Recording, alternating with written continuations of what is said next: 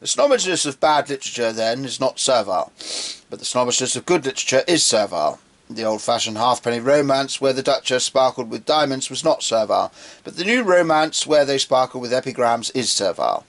For in thus attributing a special and startling degree of intellect and conversational or controversial power to the upper classes, we are attributing something which is not especially their virtue or even especially their aim. We are, in the words of Disraeli, who, being a genius and not a gentleman, has perhaps primarily to answer for the introduction of this method of flattering the gentry, we are performing the essential function of flattery, which is flattering the people for the qualities they have not got. Praise may be gigantic and insane without having any quality of flattery, so long as it is praise of something that is noticeably in existence. A man may say that a giraffe's head strikes the stars, or that a whale fills the German Ocean, and still be only in a rather excited state about a favourite animal.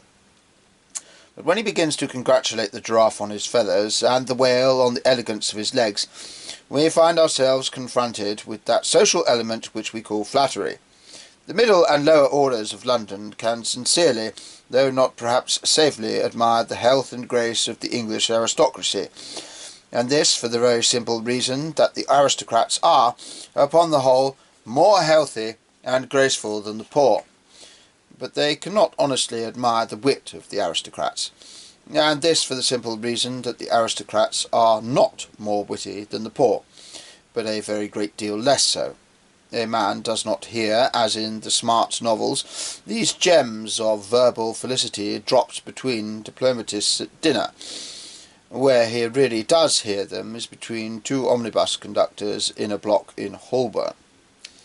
The witty peer whose impromptus fill the books of Mrs. Craggy or Miss Fowler would, as a matter of fact, be torn to shreds in the art of conversation by the first bootblack he had the misfortune to fall foul of.